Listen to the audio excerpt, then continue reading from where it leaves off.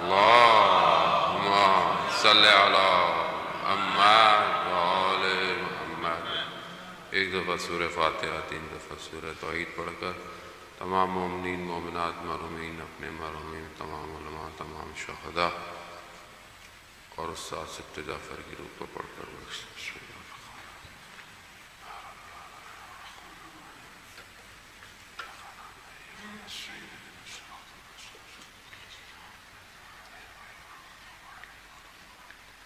بسم اللہ الرحمن الرحیم قل هو اللہ احد بسم اللہ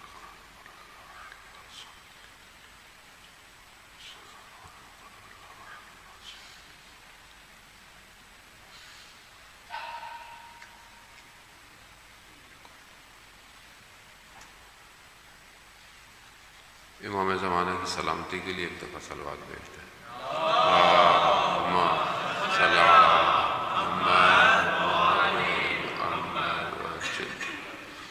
لا حول ولا قوة إلا بالله العلي العظيم حسبنا الله ونعم الوكيل ونعم المولى ونعم النصير أعوذ بالله من الشيطان الرجيم بسم الله الرحمن الرحيم الحمد لله الذي يؤمن الخائفين وينجي الصالحين وجزاء المستكبرين ويهلك ملوكا ويستخلف آخرين والصلاة والسلام على رسول الثقلين محبوب رب المشرقين والمغربين جد الحسن والحسين نبینا سیدنا ابی القاسم محمد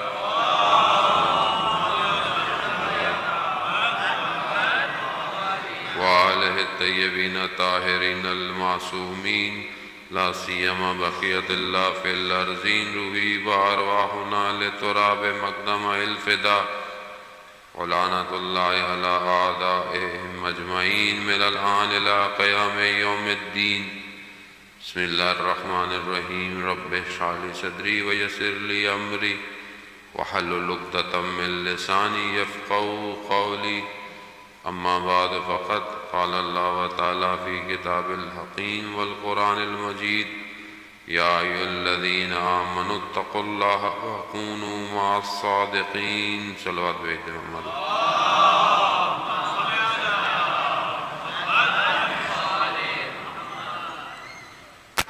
عزاداران مظلوم سید الشہداء، ماہ رجب اپنے اختتام کی طرف رواں دواں ہے، مگر اسی ماہ رجب کے اختتام میں ایک عشق کا سفر ہے جو ابتدا ہو رہا ہے۔ آج شب 28 وہ شب ہے کہ جو تاریخ اسلام کے لیے ایک ایسی ہجرت کو معین کر رہا ہے کہ جس نے تا قیامت قلوبوں کو بہشت کی طرف ہجرت کروانا ہے۔ خوب امام کا ہجرت کرنا کوئی مادی مقصد نہیں تھا، خود امام نے اپنے اقوال میں اس کو بیان کیا کہ میں کس ہدف کی خاطر مدینہ چھوڑ رہا ہوں۔ مدینہ سخت تھا امام حسین کے لیے چھوڑنا۔ وہ انشاءاللہ خدا توفیق دے کہ ہم اس پہ بات کر سکیں۔ خوب موضوع آپ کے سامنے واضح ہے، مجالس صاحب نے مجھ سے زیادہ سنی بھی ہوں گی اور تاریخی حقیقت سے بھی آپ واقف ہیں، لیکن بہرحال اس موضوع سے جو خدا ہمیں توفیق دے کہ ہم اس کو چند منٹ جو ہمارے پاس ہیں اس میں سمجھ پائیں، کہ ہم یہ دیکھیں کہ امام کا مقصد کیا تھا اور کیا وہی مقصد ہمارا ہے یا نہیں ہے۔ ہسٹری میں آپ کو سناؤں، تاریخ سناؤں اور آپ سنیں اور گھر کے چلے جائیں اور اس ہدف تک نہیں پہنچ پائیں کہ جس کے لیے امام نے قیام کیا، تو پھر فائدہ نہیں ہے، کیونکہ ہمارا بھی وہاں پہنچنا ضروری ہے۔ یہ جو ہجرتیں ہیں تاریخ اسلام میں، یہ با ہدف تھیں، یہ ایسے نہیں ہے کہ بس سوچا اور اٹھ کے اور چلے گئے۔ رسول خدا نے اگر مکہ سے مدینہ ہجرت کی ہے تو ہدف تھا، مقصد تھا، اور اسی وجہ سے کسی اور کو ہجرت کرتے وقت اپنی امانتوں کا امین نہیں سمجھا رسول خدا نے سوائے مولا متقیان کے۔ کیوں؟ کیونکہ ہدف تھا، اور ہدف الہی تھا، ہدف ذاتی نہیں تھا کہ میں کہیں جا رہا ہوں، میں آپ کو دے رہا ہوں، آپ سے نہیں۔ عزیزان محترم، کیونکہ ایسے شخص کو اپنے بستر پر سلانا تھا کہ جو سوئے تو لگے کہ رسول کی جگہ پہ حقیقی وارث سو رہا ہے، نہ کہ ساری دنیا کو لگے کہ نہیں، ہر شخص، چاہے وہ دشمن ہو، چاہے وہ ملائکہ ہوں، چاہے وہ پروردگار ہو۔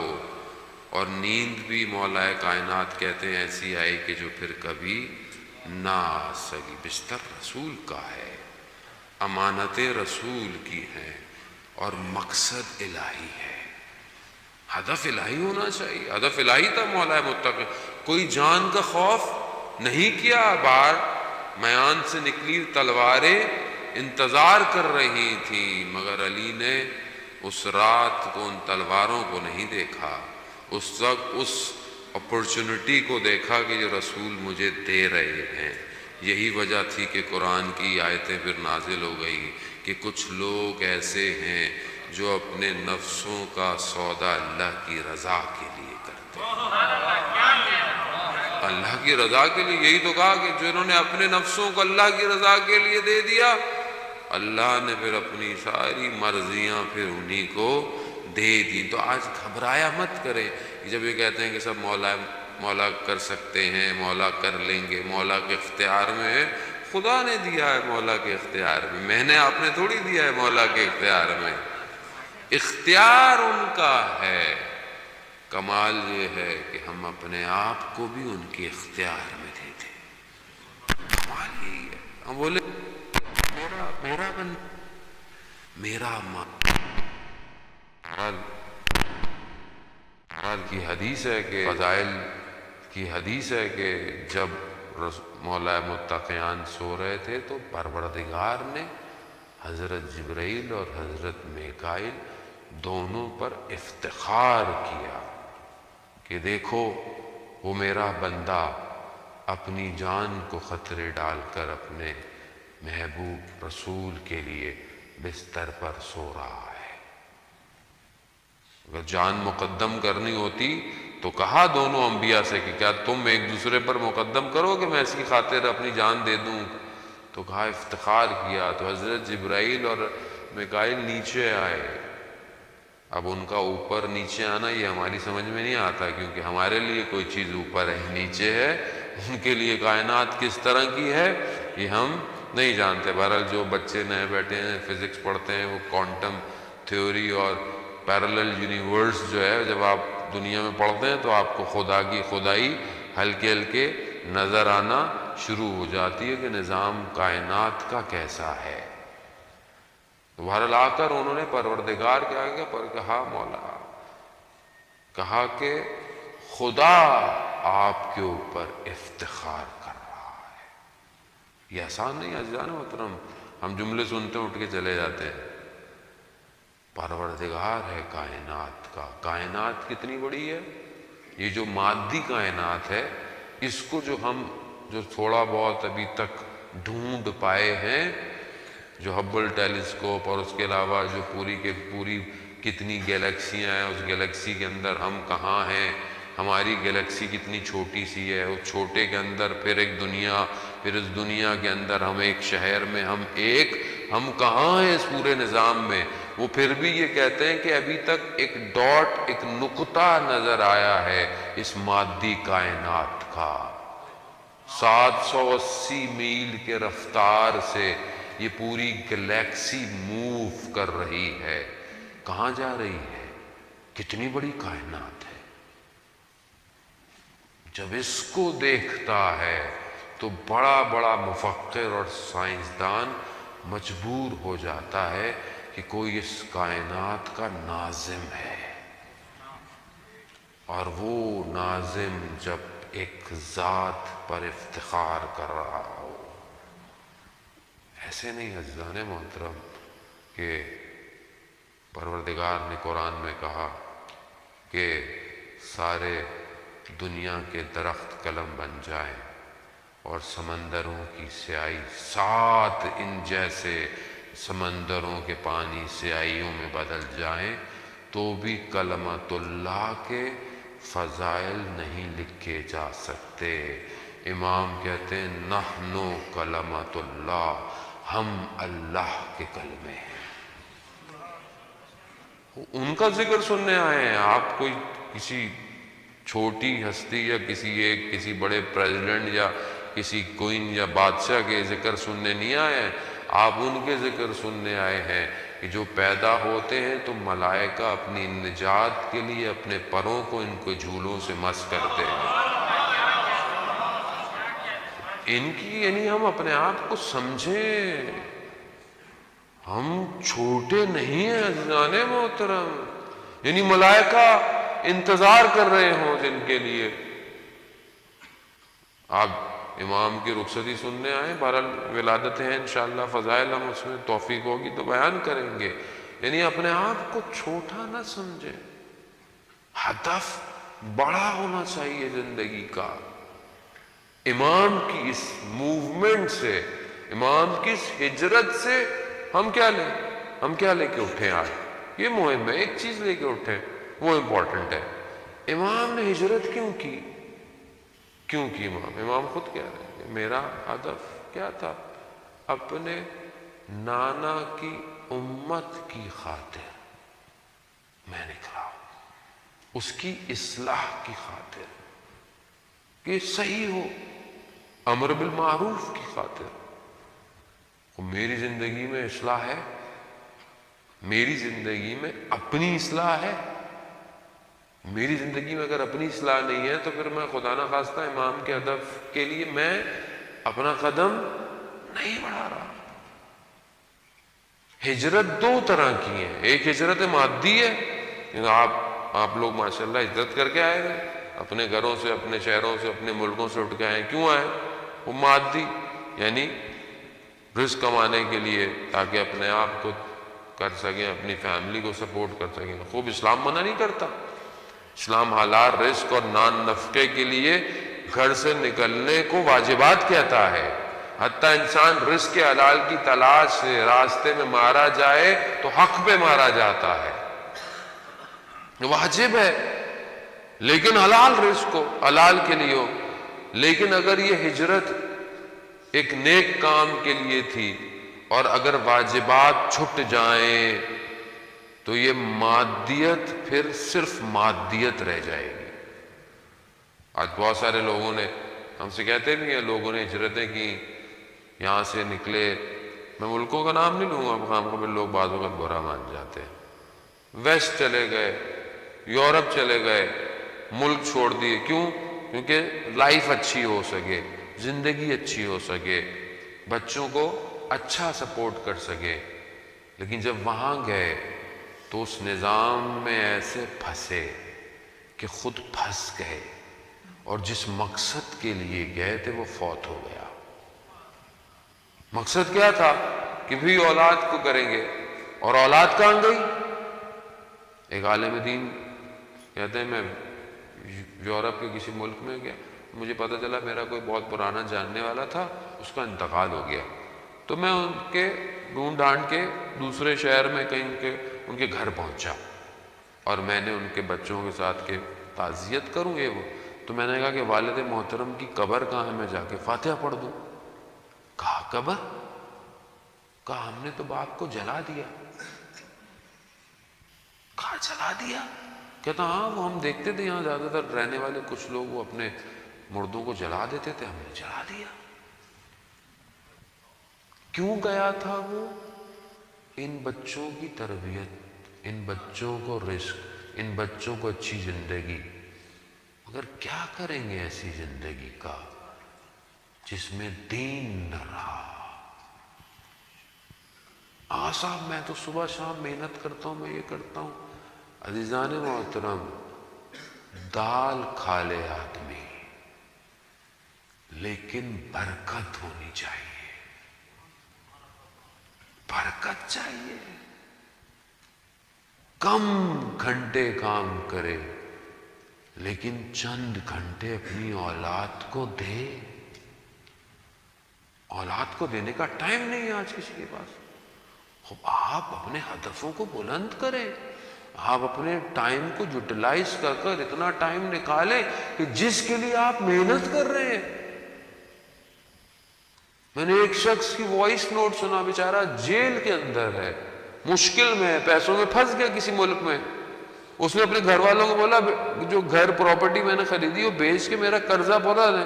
گھر والوں نے کیا کہا؟ ایک ہی تو چھت ہے ہمارے اوپر، ہم اس کو بیچ دیں۔ باپ زندان میں ہے، اس لیے باہر گئے تھے، اس لیے ہجرت کی تھی۔ کس لیے ہجرت کی تھی؟ مگر اسلام کی ہجرتیں کس لیے تھیں؟ اسلام کی ہجرتیں اسلام کے لیے تھیں۔ وہ مکہ میں مشکلات تھی، مدینہ میں اسلام قائم کرنا تھا، بہترین ہو گیا۔ امام حسین نے اپنے جد کے، اپنی جگہ کو، اپنے سب کچھ جہاں تھا چھوڑ دیا۔ کس لیے؟ اسلام کے لیے۔ اب ٹھیک ہے آپ جائیں، اچھی جگہوں میں پڑھائیں، اچھی یونیورسٹیز میں پڑھائیں، سب کچھ دیں، مگر جب اس کے پاس آخرت نہیں ہوگی تو آپ اس دنیا کو کہاں لے کے جائیں گے؟ یہ دنیا تو ایک دن روئی کے گالوں کی طرح بکھر جائے گی، پہاڑ ریزہ ریزہ ہو جائیں گے، بڑی بڑی اسکائی اسکریپرز بلڈنگیں ہوا میں بکھر جائیں گی، سب فنا ہو جائے گا۔ مگر کیا یقین نہیں ہے؟ یا تو بولے بھائی یقین نہیں ہے، ہمیں اس پہ یقین نہیں ہے، یہی زندگی ہے، تو پھر ہم بحث ہی نہ کریں۔ لیکن یقین ہے، کیونکہ پھر بھی میں اپنی بلڈنگ بنانے میں لگا ہوا ہوں۔ عزیزان محترم، قبر بنائے، وہ بلڈنگ ہے کہ جو ہم فیہا خالدون کو جوڑے گی۔ یہاں پہ میں رہ لوں، دین نہ ہو، لیکن ایسا نہیں ہے، یہ کلی نہیں ہے کہ میں نے ایسے لوگوں کو بھی یورپ میں دیکھا کہ واقعاً جنہوں نے ہجرت کے اندر ہجرتیں کی، یعنی گویا وہاں گئے لیکن وہاں جا کر سختیاں جھیل کر اپنے گھروں کو امام بارگاہوں کے قریب رکھا۔ کیوں قریب رکھا؟ کہ کم از کم جمعرات کو بچہ دعائے کمیل سننے جائے گا، ہفتے اتوار کو مدرسے والے اسکول میں جائے گا۔ اور میں نے ایسے بچے دیکھے عزیزان محترم، ایسے بچے موجود ہیں جو وہیں پہلا بڑے وہیں کی یونیورسٹیز، وہیں کا سب کچھ، مگر میں نے ان سے دیندار اپنے شہروں میں بھی ایسا بچہ نہیں پایا۔ کمال ہے، کیوں؟ کیونکہ انہیں سمجھ میں آ گیا کہ اگر یہاں بچانا ہے تو دین ہی ہے جو بچے کو بچائے گا۔ دین سے منسلک رکھو۔ اس لیے ہم کہتے ہیں بچوں کو لے کر آیا کریں مجلسوں میں، نہ چھوڑ دیں بچوں کو۔ بعض امام بارگاہوں میں بچوں کے لیے کنڈر گارڈن بنایا ہوتا ہے کہ بچوں کو یہاں چھوڑ دیں، وہ کنڈر گارڈن میں رہتا ہے، بڑا ہو کے کسی اور گارڈن میں رہتا ہے۔ یہاں بٹھائیں اس کو خوب شور مچاتا ہے، مچانے دیں۔ ایک دفعہ بیٹھے گا، 2 دفعہ بیٹھے گا، 4 دفعہ، اسے بھی ادب آ جائے گا کہ مجلس میں کیسے بیٹھتے ہیں۔ مگر مجھے اور آپ کو میرے والدین مجلسوں میں نہیں لے کے گئے تھے کیا؟ ہمیں نہیں آگے بٹھایا تھا کہ بیٹا بیٹھو جیسا بھی ہے؟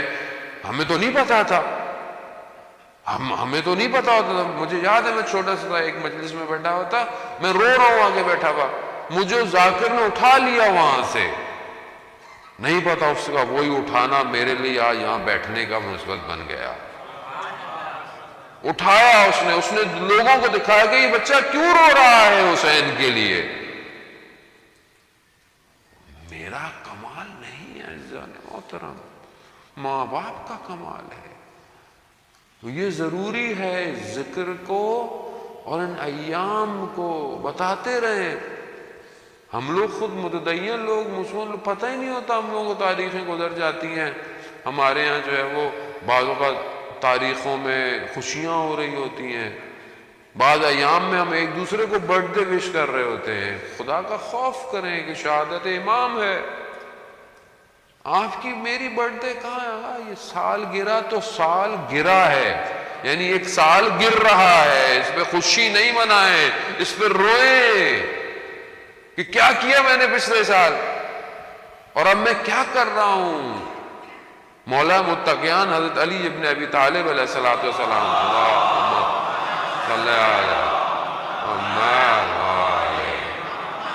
کہ اگر تمہارا آج تمہارے کل سے بہتر نہیں تو تم خسارے میں ہو.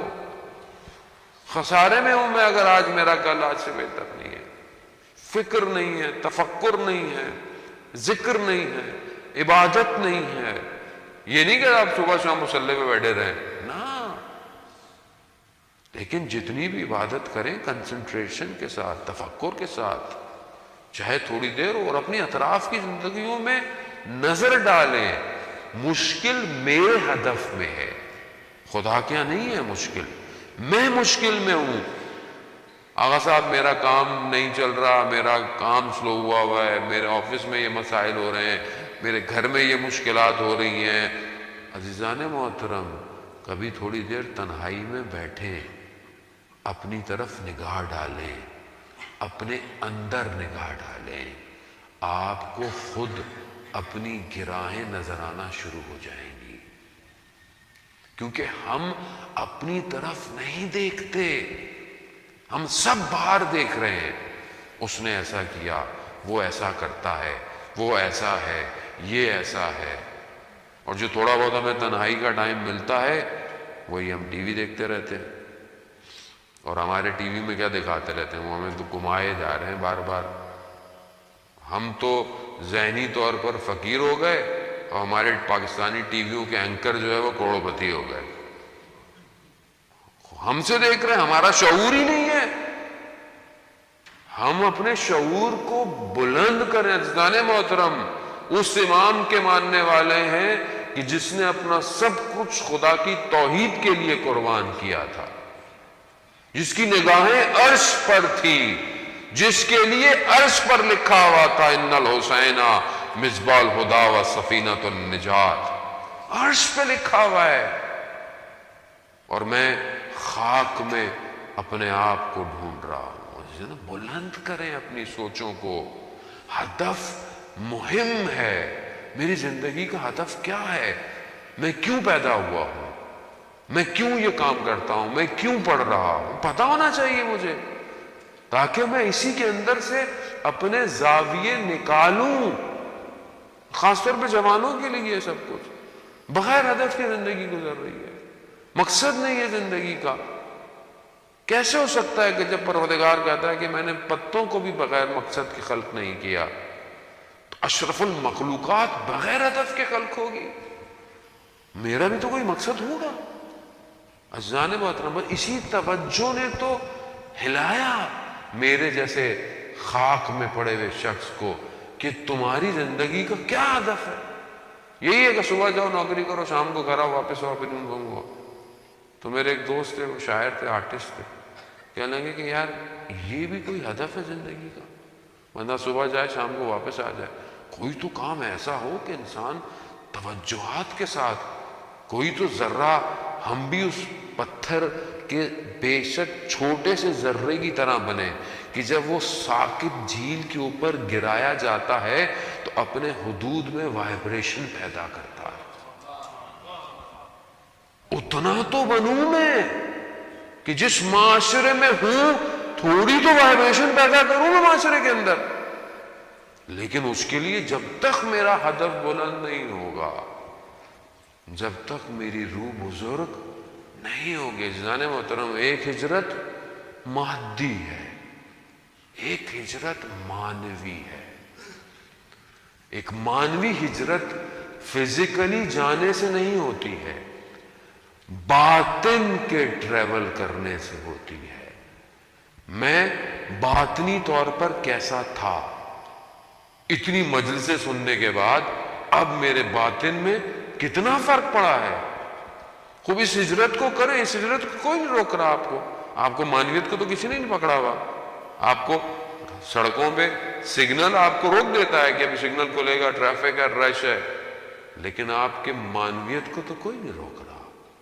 کون روک رہا ہے؟ میں خود روک رہا ہوں. میں اپنے آپ کو درک نہیں کر پا رہا. پروردگار نے جب انسان کو خلق کیا تو کہا کہ میں نے اس کو خاک سے خلق کیا اور پھر اپنی روح کو اس میں پھونکا. یعنی خاک مادہ ہے اور روح معنویت ہے. اب جب یہ دونوں کمبائن ہوئی تو انسان بنا. اور افسوس یہ ہے کہ جب میں اس دنیا میں آیا ہوں تو میں صرف اپنے مادے پہ توجہ دے رہا ہوں. یعنی میرے کپڑے اچھے ہونے چاہیے, میری شکل اچھی ہونی چاہیے, میری صحت ایسی ہونی چاہیے. میں لقمہ کا ذائقہ تو صرف یہیں تک ہے, پیچھے جا کے تو سب ایک جیسے ہیں. لیکن ساری میری کوشش کس پر ہے؟ کتنی میں نے کوشش کی کہ اس بدن کے ساتھ, ٹھیک ہے اس کا بھی خیال رکھنا ہے کیونکہ اچھا بدن ہوتا ہے تو روح کو اچھی اپلفٹ کرواتا ہے, لیکن کتنی میں نے روح کی خوراک دی, کتنا میری وہ روح پرواز کرتی اور حرکت کرتی, کتنا میں نے کام کیا. میں متوجہ ہوں بھی کہ نہیں ہوں, مجھے پتہ ہی نہیں ہے. میں تو اتنا مادے میں ہو گیا ہوں کہ مجھے پتہ ہی نہیں کہ روح ہے بھی یا نہیں ہے. اور جب اس روح کو صحیح خوراکیں نہ ملیں عزیزان محترم, تو پھر یہ روح اصل ڈاکٹروں کے پاس جانے کے بجائے عاملوں کے پاس جاتی ہے, جو ذائچے بنا رہے ہیں, رمل کر رہے ہیں, یہ تعویذ دے دو, وہ تعویذ دے دو. آج معاشرہ بھرا پڑا ہے اس سے. آج آپ کے معاشرے میں ذرا سا پاؤں سلپ ہو جائے کسی کا تو وہ کسی نے جادو کر دیا. فارغ بیٹھے ہوئے لوگ آپ کے اوپر جادو کرنے کے لیے. معاشرہ ایسا ہو گیا ہے. روح کو کہیں نہ کہیں تو جانا ہے, جب اس کو صحیح جگہ نہیں ملے گی تو وہ, اور سب نے اپنی دکانیں بہترین بنائی ہوئی ہیں. ایک ایک پتھر جو ہے لاکھوں کروڑوں کا بیچ دیتی ہے پبلک. یہ پہن لیں آپ کی زندگی گئی. سوچیں آپ اشرف المخلوقات پتھروں کا محتاج ہو گیا. وہ سنت ہے پہننا, جو مولا نے کہا اس کو پہنیے, سنت ہے. مومن کی نشانیوں میں سے عقیق پہننا, وہ مومن کی نشانی بنے, نہ کہ غلامی بن جائے کہ یہ ہوگا. وہاں صاحب پتھر پہنے کیا ہوگا, پتھر میں نے کہا ہمیں تو خود نہیں پتا. صاحب پتھروں کی شناخت ہے آپ کو. میں نے کہا انسان کی شناخت ہے, پتھروں کی شناخت تو ہمیں بھی نہیں آتی ہے. بھائی پہن لیں, نہیں یہ بتائیے وہ بتائیے, اس میں بال آ گیا ہے کیا ہے. دنیا آسمانوں پہ وہ اسپیس ایکس کا جو مالک ہے وہ روڈ سٹار ٹیسلا کو اسپیس پہ بھیج رہا ہے. 2027 میں اس کا کانوائے مارس پہ جا رہا ہے. لوگ ٹکٹ خرید رہے ہیں اس کا. تو میں نے بعض جگہ بولا, میں نے بھی اس کو بولا میرے لیے بھی ایک ٹکٹ خرید لے. یعنی کیوں؟ میں نے کہا یہاں کی پبلک کو تو میری باتیں سمجھ نہیں آتی, شاید مارس میں ہی کوئی سن لے ہماری باتیں. وہ ہم تو یہیں گھسے ہیں, یہ کیسے ہوگا وہ کیسے ہوگا. باہر آئے عزیزان محترم, یہ ہدف ہے زندگی ہے, ثواب ہے. بہت سارے پتھر ثواب ہے پہننا, در نجف ثواب ہے پہننا. پھر وہ پہنے, جوتے کیسے ہوں, فلانا کیسا ہو, یہ کیسا ہو. 1400 سال بعد قوم یہی پھنسی ہوئی ہے. کیسے پرواز کرے گی, کہاں پرواز کرے گی. آنے والا کائنات کا امام ہے, کائنات کا امام ہے, کہ جس کے لیے کائنات ہاتھ میں. صرف یہ معذرت کے ساتھ رضویہ, انچولی اور الہ آباد اور لکھنؤ پہ امام نے نہیں آنا ہے کہ ہم سمجھ رہے ہیں کہ یہ ہمارا امام ہے. کائنات کا امام ہے. وہ پتہ ہے کہ ان کو پتہ تھا کہ لوگ مارس پہ بھی جائیں گے, وہاں پہ بھی امامت ان کے اوپر آئے گی. امام وہی ہے. یہ تخیلات نہیں ہیں عزیزان محترم. گاڑیاں ہوا میں اڑیں گی, اڑ رہی ہیں. آپ کے یہاں تو 220 میں ٹیکسی بننے والی ہے، ٹیسٹ ڈرائیو بھی ہو گیا اس کا. ہوا میں، فضا میں چیزیں جائیں گی، سب جائے گا. میں کہاں پرواز کر رہا ہوں یہ مہم ہے. کیا میرے حدود اس مادے میں پھنسے ہوئے ہیں یا نہیں؟ میرا وجود ملکوت میں پرواز کرنا چاہتا ہے. ایک عارف بزرگوار کہتے ہیں کہ میں اماموں کے علاوہ باقی حرموں میں نہیں جاتا تھا، امام زادے یا صاحب کے. میں سمجھتا تھا صرف فیض جو ہے وہ ائمہ کے حرم سے ہی ملتا ہے. وہ ایک دن کہتے ہیں میں مدائن کی طرف، وہ جو کسرا کا وہ جو قلعہ تھا وہاں دیکھنے چلا گیا، یہ دیکھنے چلے گئے تو جا کر رکے تو حضرت سلیمان فارسی کی قبر جو تھی وہ قریب میں تھی. اب جب وہاں پہنچ گئے، ہدف وہ نہیں تھا لیکن پہنچ گئے، چلے 2 رکعت نماز پڑھ لیں. وہ کہتا ہے خود حضرت سلیمان فارسی نے ہمارا استقبال کیا، خود وہ وجود ظاہر ہوا اور ایسا تھا کہ اس میں کوئی بھی نقطہ کسی عیب کا ہمیں نظر نہیں آ رہا تھا، اور وہ وجود اتنا پاک تھا کہ اس نے ہمارے وجود کو ہلا دیا. کیسے نہ ہلا تھا؟ سلمان و منا اہل بیت، سلمان ہم اہل بیت میں سے تھا. کہاں پہنچا دیا حضرت سلمان کو کہ آج بھی ان کا وجود دے رہا ہے.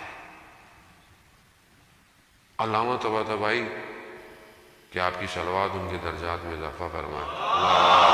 اللہم صلی علی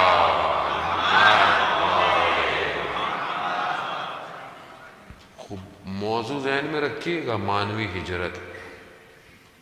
علامہ طباطبائی کے بھائی حسن طباطبائی، حسن الہی طباطبائی، وہ بھی آیت اللہ قاضی کے شاگرد تھے. تو انہوں نے شاگرد سے پوچھوایا کہ استاد سے پوچھو کہ یہ جو حضرت سلیمان نبی جو تھے، یہ جو پرواز کرتے تھے اپنی پوری کیبنٹ کو لے کے، یہ مادی تھا یا مانوی تھا؟ یعنی صرف روحانی تھی یا نہیں کوئی مادی فیکٹر بھی تھا؟ تو استاد نے کہا کہ اس وقت کے دور میں جو مخلوقات تھیں ان میں سے ایک ابھی باقی ہے، تو میں اس سے پوچھ کے بتاؤں گا. وہ شاگرد کہتا ہے کہ ہم ساتھ ساتھ چلے پہاڑوں میں، وادیوں میں کہیں، تو دیکھا کہ ایک عجیب سی مخلوقات آئی، اور استاد نے کہہ رہا پتہ نہیں کس زبان میں گفتگو کی. پھر واپس آئے، کہا کہ میں نے اس سے پوچھا، یہ اس وقت موجود تھا. اس نے کہا کہ پروردگار نے ہوا کو حضرت سلیمان کے لیے تسخیر کیا ہوا تھا، ہوا کنٹرول میں تھی، اسی لیے اس ہوا کے کنٹرول کے ساتھ وہ اس ہوا پر پرواز کرتے تھے. عالم دین ہے، اور یہی تو تھا آیت اللہ قاضی کا دعویٰ کہ میں وہ سوالات جانتا ہوں جو ظہور کے وقت امام زمانہ سے کیے جائیں گے. مانوی پرواز ہے. میں کتنی پرواز کرتا ہوں مانوی؟ کتنی لیئرز لگی ہوئی ہیں جن کو میں بریک کر رہا ہوں، جو میری رکاوٹ ہے. میں خود مسئلہ ہوں عزیزان محترم. اپنے رزق کے لیے میں خود رکاوٹ ہوں، اپنے معاملات کے لیے میں خود رکاوٹ ہوں، اپنی اولاد کی تربیت کے لیے میں خود رکاوٹ ہوں، اپنے گھر میں اخلاق کے لیے خود میں رکاوٹ ہوں. کب میں اپنی صفائی کروں گا؟ کیسے کریں؟ مولانا صاحب نمازیں تو پڑھتے ہیں، روزے بھی رکھتے ہیں، یہ بھی کرتے ہیں، وہ بھی کرتے ہیں، کیا کریں؟ مجھے پتا ہے بہت میں اٹھوں گا تو پھر میرے پاس میسج آنا شروع ہو جائیں گے، کیا کریں یہاں پہ آپ ہی بتائیں.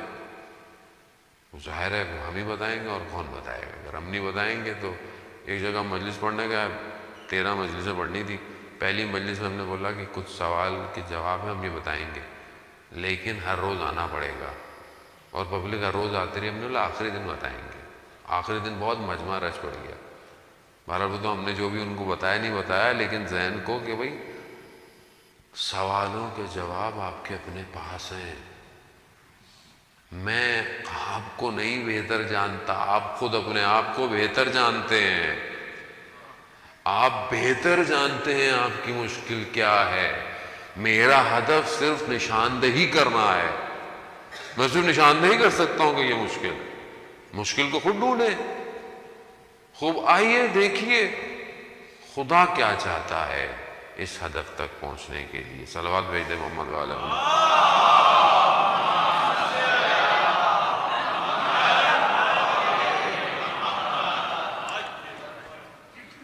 خود پروردگار نے حضرت موسیٰ نبینا علیہ السلام سے پوچھا، اے موسیٰ تم میرے لیے کیا کرتے ہو؟ غور سنیے گا، بس زیادہ میں آپ کو مزاحم نہیں ہونا چاہتا. کہا کیا کرتے ہو؟ حضرت موسیٰ نے کہا کہ پروردگار میں تیرے لیے نماز پڑھتا ہوں، تیرے لیے روزہ رکھتا ہوں، تیرے لیے صدقہ دیتا ہوں، تیرے لیے جو ہے وہ ذکر کرتا ہوں. پروردگار نے کہا کہ موسیٰ یہ تمہاری جو نماز ہے یہ تمہارا دین ہے، اور دین جو ہے وہ راستہ ہے، میرے لیے نہیں ہے. یہ راستہ ہے، اس پہ تم نے چلنا ہے. عزیزان محترم، یہ نماز جو میں پڑھتا ہوں بعض اوقات ہم بڑا جتاتے ہیں کہ ماں صاحب میں تو 5 وقت کی نماز پڑھتا ہوں، فجر بھی پڑھتا ہوں. بہت سارے لوگ کہتے ہیں ماں صاحب فجر قضا ہو جاتی ہے کبھی کبھی. کیوں قضا ہوتی ہے فجر؟ 1 دفعہ ہوئی، 2 دفعہ ہوئی، 3 دفعہ ہوئی.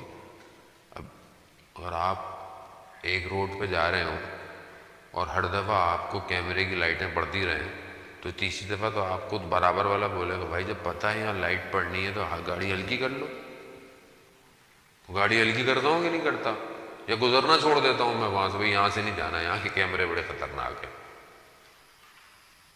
نماز قضا ہو رہی ہے، سوچتا کیوں نہیں کیوں قضا ہو رہی ہے نماز میری؟ نماز کمال نہیں ہے، جتا نہیں رہا کہ میں نماز میرے لیے ضروری ہے. عزیزان محترم، نماز پروردگار نے میرے لیے بنائی ہے، میری بقا کے لیے بنائی ہے. ایک نماز اگر قضا ہو جائے اس کی قیمت ہم دنیا کے خزانے بھی جمع کر لیں نہیں کر سکتے، یاد رکھیے گا. ایک شخص آیا، چھٹے امام صادق علیہ السلام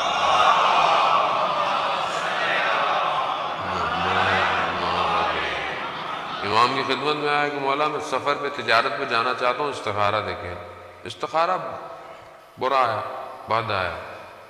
کچھ عرصے بعد واپس آیا، کہا کہ ابن رسول اللہ آپ نے تو کہا تھا برا آیا، لیکن مجھے تو اس تجارت میں بڑا فائدہ ہوا، بہت پروفٹ ہوا. تو امام نے کہا کہ فلانے دن فلانے روز فلانی جگہ فجر کی نماز چھٹ گئی تم سے؟ کہا ہاں. کہا سارے خزانے جمع کر لو، اس فجر کی نماز کی قیمت ادا نہیں کر سکتے. بعض اوقات ہمارا اٹھنا، ہمارا بیٹھنا، رات کی محفلیں فجر کی نماز کیا کرتی ہے؟ گئی. ساری رات بیٹھے میں باتیں کر رہے ہیں، ٹی وی دیکھ رہے ہیں، میچ دیکھ رہے ہیں، یہ کر رہے ہیں وہ کر رہے ہیں. فجر آئی تو تھوڑی دیر سو لیتے ہیں، گئی فجر. تو وہ بلے شاہ کہتے ہیں کہ راتیں جاگن شیخ صداتاں، راتیں جاگن کتے. کہتے ہیں رات کو شیخ بھی جاگتے ہیں، رات کو کتے بھی جاگتے ہیں. چلوے بلیا یار منا لے، بازی لے گئے کتے. کہا یہ رات کو جاگتے ہیں، صبح شیخ دنیا کے کاموں میں مصروف ہو جاتے ہیں، مگر کتا رات کو اپنے مالک کے گھر کی حفاظت کرتا ہے اور صبح آ کر اس کے دروازے پر بیٹھ جاتا ہے. چل وے بولیا یار بنا لے. عزیزان ساری رات گزر گئی، اور جب ایک سجدے کا وقت آیا تو میں خواب غفلت میں تھا۔ ایک شہید نے اپنی وصیت نامے میں اس کی جب ڈائری ملی تو اس نے لکھا ہوا تھا کہ میری زندگی کا سب سے تاریک دن وہ تھا کہ جب میں اٹھا تو سورج نکلا ہوا تھا۔ کتنی میری زندگی کے تاریک دن ہے عزیزان محترم۔ میں نہیں کہہ رہا خدا نے، میں اپنے آپ کو کہہ رہا ہوں کہ یہ نماز تو راستہ ہے میرے لیے، یہ راستہ نہ ہو تو میں تو تباہ اور برباد ہو جاؤں گا۔ یہ 5 وقت کے سجدے نہ ہوں تو میں تو غرور تکبر میں پڑ جاؤں گا، کیونکہ میں کسی کو سجدہ ہی نہیں کر رہا۔ میں سجدہ کروں گا تو مجھے میری اوقات نظر آئے گی کہ میں ہوں کیا۔ اس لیے پروردگار کو ساری عبادتوں میں سب سے بہترین عبادت کے سب سے بہترین جز میں سب سے بہتر سجدہ لگتا ہے۔ اس لیے اس نے سب سے پہلے جب اپنے امر کو جاری کیا تو کہا کہ آدم کو سجدہ کرو، سجدہ۔ اسی لیے سید الشہداء نے سجدے میں اپنے آپ کو پروردگار دیا۔ اسی لیے مولا کائنات نے کوفہ کی مسجد کے اندر سجدے میں ضربت کھائی، بتایا دنیا کو کہ دیکھو سجدہ مہم ہے، اور ہم خود مخلوق ہیں اس کی، اسی لیے اس کو سجدہ کر رہے ہیں۔ سجدہ کریں خوب آگے تو نماز تمہارے لیے، آگے روزہ تو جہنم سے بچنے کی سپیر ہے، شیلڈ ہے۔ روزہ جو رکھتے ہیں ہم، جہنم کی آگ سے ہمیں روزہ بچاتا ہے۔ یہ جو آپ روزے رکھ رہے ہیں کہ انشاءاللہ مستحبات روزے بھی آپ کے لیے بہترین ہے، اور واجبات تو ایسے بھی رکھنے ہوتے ہیں۔ بچوں کو عادت ڈالیں، نہیں ابھی تو چھوٹا ہے، ابھی تو چھوٹی ہے، 9 سال میں بالغ ہو جاتی ہے۔ جان محترم 8 سال سے اس کو روزہ رکھانے کی عادت ڈال دیں۔ کل کو جب وہ بڑی ہوگی، اس کی قضائیں ہوں گی، اس کو سمجھ نہیں آئے گا تو قصور کس کا ہوگا؟ وہ تو روزے قیامت بولے گی میرے ماں باپ نے مجھے تعلیم نہیں دی روزہ رکھنے کی، میں تو رکھ سکتی تھی۔ نہیں ابھی تو چھوٹی ہے، یہ ہے وہ ہے، ابھی تو بچہ یوں ہے۔ نماز میں آئے تو بھگا دیتے ہیں بچوں کو ہم سامنے سے، تو سجدے کا لے کے بھاگ جاتا ہے، تو ایک آپ ہاتھ میں رکھ لیں گے، بچہ بھاگ رہا ہے بار بار، اس کو پڑھنے دے، محبت دے، ماحول بنائیں۔ افطاری کا، سحری کا نہیں بھی رکھتا اٹھائیں، اسے پتا ہو کہ یہ کیا ہے۔ ہمیں ایسے ہی رکھوائیں روزے عزیزان، مگر آپ لوگوں نے ایسے نہیں رکھے کہ سب گھر والے اٹھتے تھے، حتیٰ پڑوسی بھی اٹھتے تھے۔ ہمیں یاد ہے ہم چھوٹے ہوتے تھے، ہم پڑوسیوں کے گھر چلے جاتے تھے، کیونکہ گھر میں ماحول بنایا بہت ہے افطار اور سحر کا، ماحول بنائے۔ کہا یہ تو موسیٰ جہنم کی آگ سے بچانے کے لیے، میرے لیے۔ کہا صدقہ تو جو دیتا ہے دنیا میں وہ قیامت میں اس کے اوپر سایہ ہوگا، پھر اس کے لیے۔ کہا ذکر نور، ذکر تو نور ہے جو اس جگہ پر کام آئے گا۔ عزیزان و محترم، یہ واقعہ میں پہلے بھی آپ کی خدمت میں شیخ عباس قمی کا بیان کر چکا ہوں۔ پچھلے دن ہم نے استاد سے تھوڑا سا اس میں کچھ تبدیلی کے ساتھ سنا۔ کہتے ہیں کہ 2 قزوین کے طالب علم تھے، مشہد مقدس میں پڑھتے تھے۔ پرانی بات ہے، اس ٹائم لائٹ فائٹس اتنی نہیں ہوتی تھی۔ ایک شمع گلیوں میں روشن کی جاتی تھی، اور رات تک وہ شمع، اس کا جو تیل ہوتا تھا وہ ختم ہو جاتا تھا۔ تو وہ کہتے تھے کہ ہم جہاں رہتے تھے، ہم نے یہ عہد کیا ہوا تھا کہ ہم اپنے مدرسے سے، مشہد میں مولا کا حرم ہے، ہم فجر وہیں پڑھیں گے۔ تو کہتے وہ 10 منٹ کا راستہ صبح کے وقت اتنا اندھیرا ہوتا تھا کہ برابر والا نہیں دکھائی دیتا تھا۔ ہم دیوار کے سہارے پکڑ پکڑ کر آدھے گھنٹے میں حرم پہنچتے تھے۔ کہتے ایک دن ہم رات کو اس طرح نکلے جانے کے لیے، تو ہم نے دیکھا کہ دور سے کوئی نظر آ رہا ہے، جہاں برابر والا نظر نہیں آتا تھا وہاں سے کوئی شخص چلتا ہوا نظر آ رہا ہے، اس کے وجود سے کوئی نور نکلتا تھا اور پھر بجھ جاتا تھا، پھر نور نکلتا تھا، پھر بجھ جاتا تھا۔ جیسے ہی قریب دیکھا تو وہ کوئی اور نہیں تھا، وہ شیخ عباس قمی تھے، جو سبحان اللہ لا الہ الا اللہ کہتے تھے تو ان کے وجود سے نور نکلتا تھا۔ شیخ عباس قمی جانتے ہیں نا کون ہے؟ مفاتیح الجناح کی جو دعاؤں کی زیارتوں کی کتاب ہے، آج ہر گھر میں، آج ہر مسجد میں، آج ہر موبائل میں مفاتیح الجناح موجود ہے۔ اس بندے کا اخلاص تھا جس کی کتاب آج پوری دنیا میں موجود ہے، شیخ عباس قمی۔ ذکر ایسا کیا کہ وجود کو نورانی کر دیا۔ بار ہمارے استاد کہتے ہیں پھر بھی یہ نور پھر بھی دنیاوی نور ہے، قیامت کا نور کچھ اور ہے۔ اسی لیے جب ایک دفعہ رسول خدا حضرت محمد مصطفیٰ صلی اللہ علیہ وسلم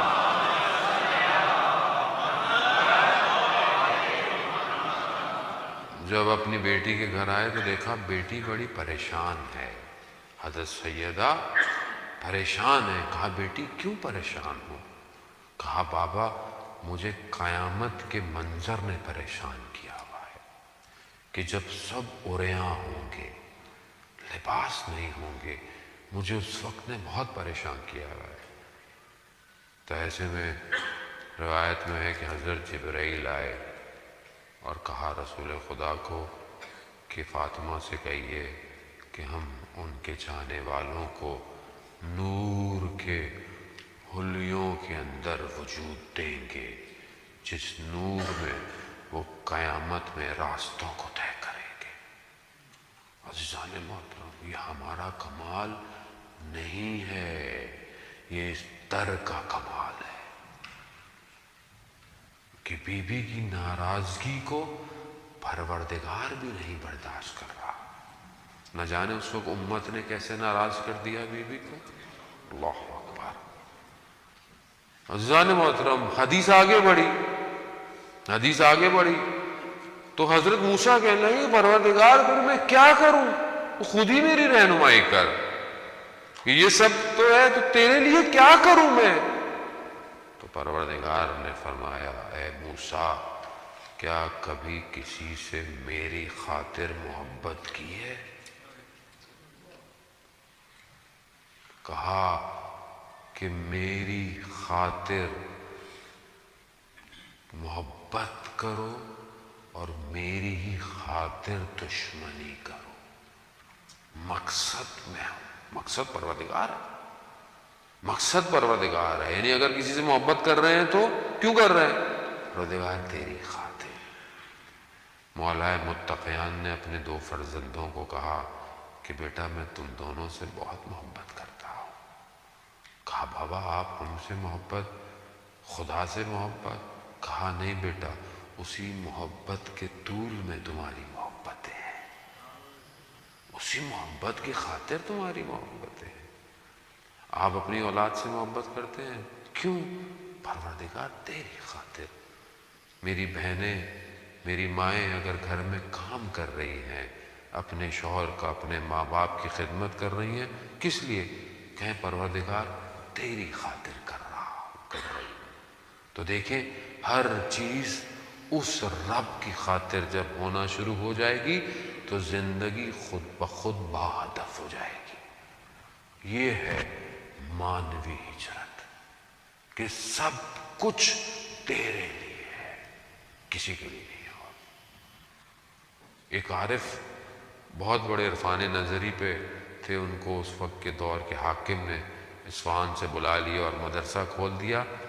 70-80 سال عمر ہو گئی، شادی نہیں کی، علم میں اتنے زیادہ رہے۔ ایک دن مدرسے کے صحن میں بیٹھے ہوئے پانی کے حوض پہ شاگردوں نے کیا دیکھا کہ اپنے آپ کو مار رہے ہیں۔ تو ایک دم دوڑتے دوڑتے پہنچ گئے کہ کیا ہوا، کیوں مار رہے ہیں؟ کہا میں دیوانہ ہو گیا ہوں۔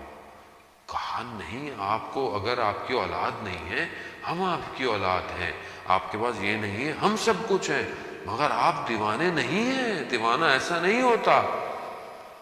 کہا نہیں، میں دیوانہ ہو گیا ہوں۔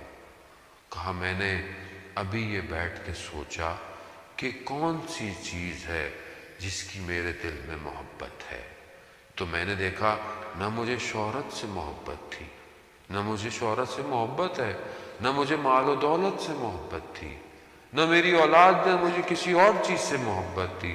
تو میں نے دیکھا کہ مجھے تو کسی چیز سے محبت نہیں۔ تو مجھے اچانک سے میرے دل سے آئی کہ تمہارے پاس چند کتابیں ایسی ہیں کہ اگر کوئی ان کو ہاتھ لگا لے تو میں ناراض ہو جاتا ہوں۔ 80 سال کہہ رہا ہے میرے گزر گئے، میں دیوانہ نہیں تو اور کیا ہوں کہ جو چند کتابوں کی محبت پہ اس محبت کو۔ میرے آپ کے دل میں بھی ایسے ہی نہیں ہوتا، بعض اوقات چھوٹی چھوٹی چیزوں سے۔ کتنی ایک کامن مثال ہے ہمارے گھر کے اندر، بچے سے کوئی گلاس ٹوٹ جاتا ہے، کتنا ہم واویلا کر دیتے ہیں اس کو، کتنا ہم اس کو سرزنش کرنا شروع کر دیتے ہیں، یہ کیا کیا تم نے، تمہیں پتہ نہیں تھا، یہ سیٹ کیسا تھا، موبائل ذرا سا بچے نے یوں پھینک دیا، کیا کرتے ہیں ہم؟ یعنی اس کی قیمت اس اولاد سے زیادہ ہے۔ یہ پریکٹیکل ہے عزیزان محترم۔ ذرا سا کچھ بچہ لائن مار دے کہیں پر، ہم اس کی زندگی کو خراشیں مارنا شروع کر دیتے ہیں، کیونکہ ہماری محبت انہی چیزوں میں ہے، مادیت میں ہے۔ ہمیں نہیں ہو پائی آج تک پروردگار سے محبت اپنے۔ وہ خدا کہاں ہے میری زندگی میں؟ کتنا میں اپنے رب سے باتیں کرتا ہوں، مگر امام حسین نے اپنے رب کی خاطر مدینہ نہیں چھوڑا۔ آپ مجھے بتا دیں اگر کوئی اور چیز ہے آپ کے ذہن میں یا تاریخ کی کتابوں میں یا کوئی چیز کے پروردگار کے سوا کسی چیز کے لیے امام حسین نے مدینہ چھوڑا ہو۔ آپ مدینہ میں امام حسین کے چھوڑنے پر تو گریہ کریں، اور آپ اپنی کوئی بھی چیز خدا کے لیے چھوڑنے کو تیار نہیں ہو، تو میرے سے زیادہ دو روح کا انسان کون ہے؟ میں چھوڑ ہی نہیں رہا چیزوں کو پروردگار خدا۔ عشق صرف الہی ہے، یہ سب مجازی عشق ہے، یہ سب فنا ہو جائیں گے۔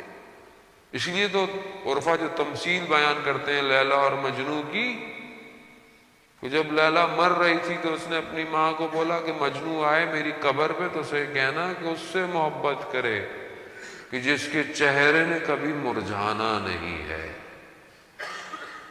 ہم سب نے فنا ہو جانا ہے، ہر چیز فنا ہو جائے گی۔ آج کیا چیز ہے ہمارے پاس؟ کون تھا؟ کتنے ہمارے لوگ چھوڑ کے چلے گئے، کتنوں کو ہم نے یاد کیا آج تک؟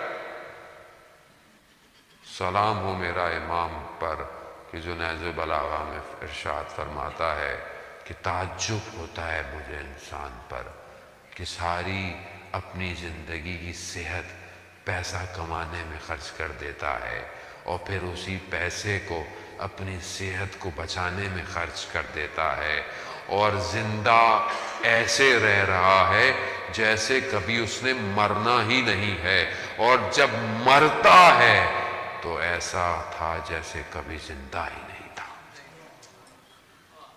تعجب ہے، میں نہیں سمجھ پا رہا اپنے آپ کو عزیزان محترم، میں کب باقی ہوں کہ جب میں اپنے آپ کو اس پر فنا کروں گا۔ جب تک میری فنائیت اس فنا فی اللہ نہیں ہے میں باقی نہیں ہوں۔ آیت اللہ قاضی رضوان اللہ تعالیٰ علیہ کے بیٹے بتاتے ہیں کہ آخری وقت میرے والد محترم کا سینہ سیاہ ہو گیا تھا، آتش آتش آتش کرتے تھے، یعنی پیاس پیاس، اور پانی پیتے تھے تو پیاس بجھتی نہیں تھی۔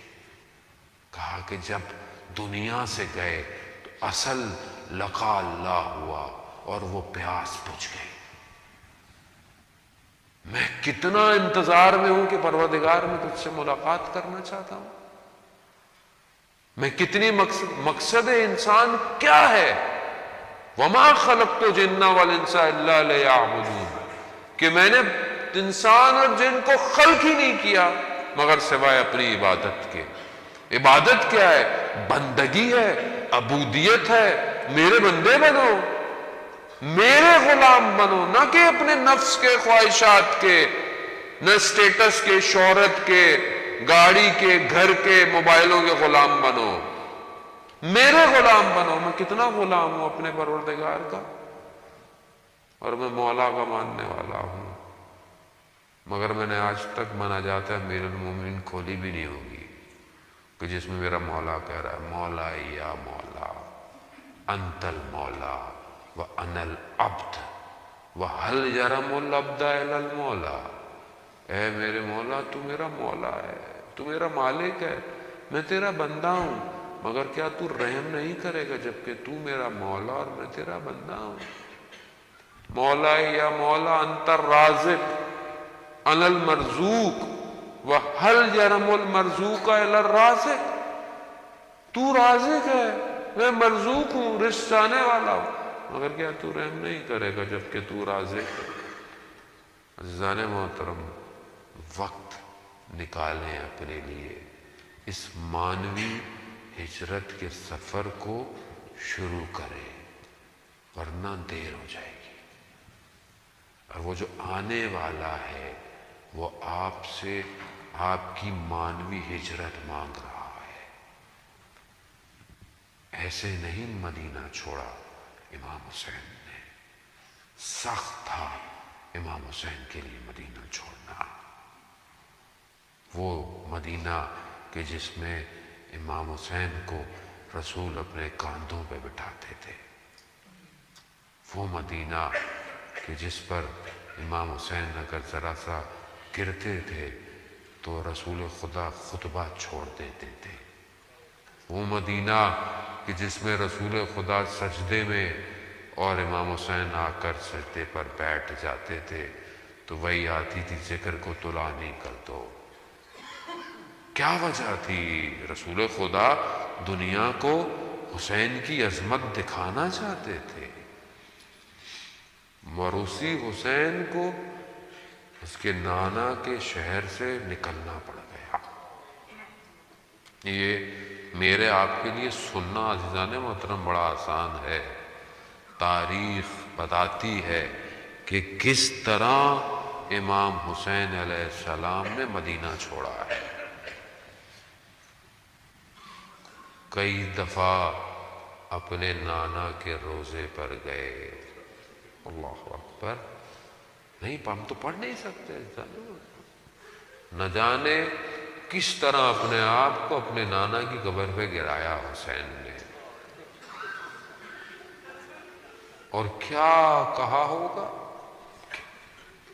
جملے آپ کے سامنے مقاتل کے اندر موجود ہیں۔ میں تو حال دل بیان کر سکتا ہوں کہ سوچو امام حسین نے کہا ہوگا کہ میرے نانا، کہ وہ مدینہ جس میں آپ نے مجھے سیر کرائی، وہ مدینہ جس میں آپ نے میری اتنی عظمت کو دکھایا ہوگا، آج آپ ہی کی امت نے مجھے مجبور کر دیا، نانا میں آپ کا شہر چھوڑ کے جا رہا۔ اور چھوڑ کے جانے والے کو یہ امید ہو نا کہ اس نے آنا ہے تو وہ دوسرے طریقے سے جاتا ہے، لیکن جس کو یہ پتا ہو کہ اب میں نے آنا نہیں ہے، اب میں جا رہا ہوں۔ یہ آپ اپنے شہروں سے، گھروں سے آئے نا، اپنے والدین سے مل کے آئے ہوں گے، آپ کے بھی تو دنیا سے لوگ گئے ہوئے ہوں گے، مرحومین آپ قبر پہ بھی جاتے ہوں گے، اور اپنے ماں باپ، اپنے آباء و اجداد کی قبر پہ فاتحہ پڑھتے ہوں گے کہ انشاءاللہ خدا توفیق دے میں دوبارہ آؤں گا، اور آپ جاتے بھی ہوں گے۔ آپ کے جو عزیزی ماں باپ یا کوئی رشتہ دار ہوں تو آپ فوراً جا کر کوشش کرتے ہوں گے پہلے اپنے باپ کی قبر پہ جاؤں، پہلے اپنی ماں کی قبر پر جاؤں، کیوں؟ بہرحال میں بڑی دور سے سفر کر کر آیا ہوں۔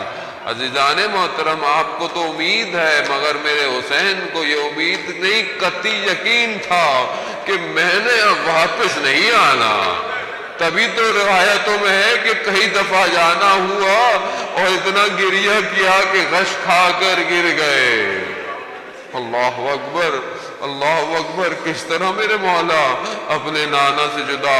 اور آپ خود تصور کریں ان قدموں کا چلنا، اس روزے سے چل کر واپس آنا گھر تک، تو شاید ہو سکتا ہے امام کے ذہن میں وہ سب رنگ اور سب بچپن کی تصویریں آنا شروع ہو گئی ہوں گی کہ یہ وہ وقت تھا، یہ وہی مدینہ تھا کہ جس میں جو ہے ہم گھر کے اندر موجود تھے اور دروازے کو جلایا گیا۔ اللہ اکبر، ارے کس طرح کیا کیا یاد آتا ہوگا حسین کو، کتنی اس گلیوں سے محبت ہوگی حسین کو۔ نہ جانے جب پوچھا بنی ہاشم سے گزرے ہوں گے تو کیا سوچا ہوگا۔ میری تو ہمت نہیں سادات ہونے کی وجہ سے کہ میں اپنی ماں کی مظلومیت کو پڑھوں۔ ارے کوئی اپنی ماں کی مظلومیت بھی بیان کر سکتا ہے۔ میں امام زمانہ سے معافی مانگوں گا، مولا میرے اندر طاقت نہیں وہ بنی ہاشم کے واقعے بیان کروں۔ ہاں نہ جانے کس طرح امام حسین آئے ہوں گے، اس گھروں میں آئے ہوں گے، وہ وقت بھی یاد آیا ہوگا، وہ مدینہ بھی یاد آیا ہوگا جب بھائی حسن کے بدن کو تیروں سے پیوست لائے ہوں گے، نہ جانے تیر نکالنا یاد آیا ہوگا، اور کتنے وہ لمحات جو اپنے بھائی کے ساتھ گزارے وہ بھی یاد آئے ہوں گے۔ اجرکم اللہ عزیزان محترم، رو لیجئے، 28 رجب ابتدا ہے کربلا کی، اب آپ کا رونا شروع ہو گیا۔ میں اور آپ تو آج رو کر چپ ہو جائیں گے، ارے یہ اہل بیت آباد سے اپنے گھروں سے جو گئے ہیں، نہ جانے کس طرح چہرے دوبارہ نظر نہیں آئے مدینہ کو۔ آج مدینہ جس علی اکبر کو دیکھ رہا ہے، اب وہ علی اکبر نہیں آئے گا۔ آج مدینہ جس عباس کو دیکھ رہا ہے، اب عباس نہیں آئے گا، اب قاسم نہیں آئے گا، اب جو گیا عزیزان محترم، اب خون آلودہ کرتے آئیں گے مدینہ میں۔ مدینہ والوں اب برداشت کر لو، یہ جانا آسان نہیں تھا اہل بیت کا، یہ بڑا سخت تھا۔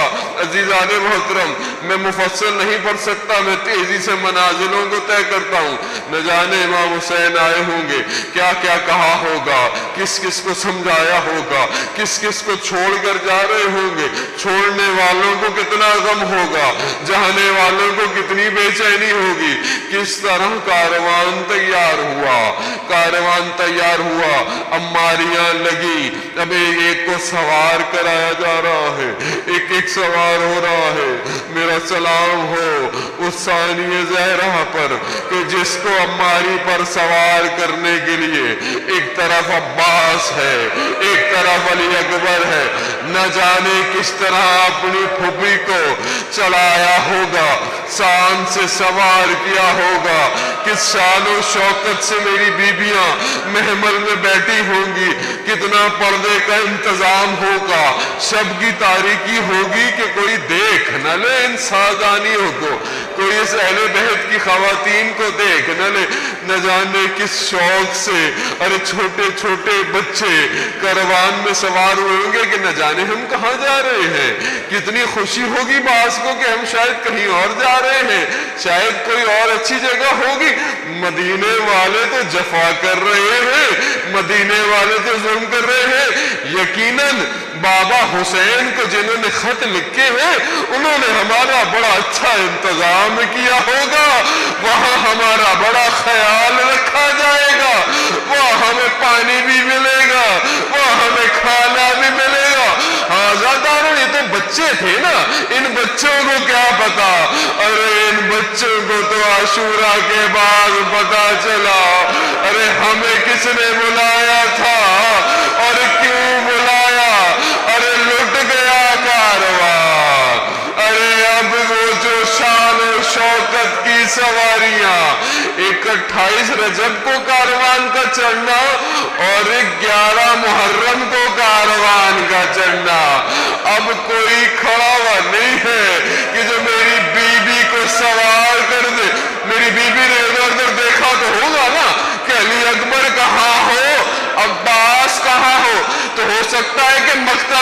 سے تڑپنا شروع ہو گئے. شاید علی اکبر تڑپ رہا ہو, عباس نہر کنارے تڑپ رہا ہوگا کہ میری بہن مجھے دیکھ رہی ہے. نہ جانے کس طرح میری بیوی ان سواریوں پر سوار ہوئی اور کس طرح گزارا گیا, مگر جیسے ہی یہ لشکر مقتل سے گزرا تو اب کیا دیکھا, میری بیوی نے اپنے آپ کو اس سواری سے نیچے گرا دیا. ایک بدن ہے کہ جس کے سر پر سر نہیں ہے, خاک میں اتنا لپٹا ہوا کہ کربلا کی ہوائیں اڑ رہی ہیں. ارے ایسا بدن تھا کہ وہ چھوٹی سی بچی جو اپنے باپ کے سینے پہ سوتی تھی, وہ اپنی پھوپھی سے کہتی ہے, پھوپھی یہ کس کا بدن ہے؟ ارے یہ حاضر حسین, ارے یہی تو حسین ہے.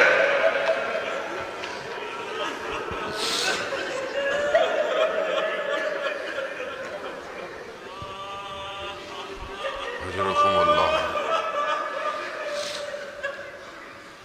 الا لعنۃ اللہ علی القوم الظالمین وسیعلم الذین ظلموا ای منقلب ینقلبون. پروردگار امام زمانہ کے ظہور میں تاجیل عطا فرما, ہمیں ان کے ناصروں ان کے مددگاروں میں شمار فرما. پروردگار جو پریشان حال ہیں ان کی پریشانیوں کو دور فرما. پروردگار جو بے روزگار ہیں انہیں رزق حلال عطا فرما. جو برسر روزگار ان رزق میں ترقی اور کشادگی عطا فرما. پروردگار جو بے اولاد ہیں حضرت علی اصغر کے صدقے میں انہیں اولاد صالح اور نیک عطا فرما. بہت سارے لوگ مریض ہیں اور کچھ کے آپریشنز ہو رہے ہیں, کچھ بستر پر ہیں, کچھ کینسر میں ہیں, کچھ لیور ٹرانسپلانٹ میں, کچھ کوما میں ہیں. پروردگار آج تجھے اپنے اس حسین کی روانگی کا واسطہ, پروردگار ان کو جلد سے جلد صحیح سالم اپنے گھروں تک پہنچا. پروردگار جتنے بھی لوگ اسیر میں ہیں, قیدوں بند میں ہیں, پروردگار اسیران کربلا کے صدقے میں جلد سے جلد ان کو رہائی عطا فرما. پروردگار دنیا میں جہاں جہاں بھی مسلمان مشکل میں ہیں, پریشانی میں ہیں, امام حسین کا واسطہ تجھے پروردگار ان سب مسلمانوں کی جان مال عزت آبرو کی حفاظت فرما. پروردگار جو بھی اس دنیا میں دین کی خدمت کر رہے ہیں, چاہے کوئی ایک شخص گیٹ پہ کھڑا ہوتا ہو, چاہے وہ کیمرے کے پیچھے کھڑا ہوتا ہو, چاہے وہ اپنی کوئی بھی ڈیوٹی دیتا ہو, نیاز بناتا ہو, گھر سے کسی کو لے کر آتا ہو, کسی بزرگ کو لے کر آتا ہو, چاہے وہ انتظامیہ ہو, چاہے وہ شخص ہو, چاہے وہ پولیس ہو, چاہے وہ اوقاف ہو, پروردگار جو بھی اس کار خیر میں اپنا حصہ ڈال رہے ان کی توفیقات میں اضافہ فرما. پروردگار جہاں جہاں بھی ماتم, عزاداری, نوحہ, منقبت, سلام ہو رہا ہے, پروردگار ان محفلوں کی تو خود اپنی حفاظت فرما. پروردگار ہماری محفل اور مجالس کو کوئی مقصد نہ دے سوائے اس مقصد امام حسین علیہ السلام کے, تاکہ ہم قیامت کے دن اپنے امام کے آگے پروردگار شرمندہ نہ ہوں کہ ہم مجلس محفلیں تو نام حسین پر کرتے تھے, مگر مقصد ہماری اپنی ذات اور اپنی نفس تھی. پروردگار ہمیں نفس کی خواہشات سے امام حسین کے صدقے میں بچانے کی توفیق عطا فرما. پروردگار ہمارے جوانوں کو علی اکبر کی سیرت پر چلنے کی توفیق عطا فرما. ہماری ماؤں بہنوں کو بی بی سیدہ اور ثانیہ زہرا کی سیرت پر چلنے کی توفیق عطا فرما. ہمارے بوڑھوں کو حبیب ابن مظاہر کی سیرت پر چلنے کی توفیق عطا فرما. پروردگار ہمیں کوئی غم نہ دے سوائے غم حسین کے.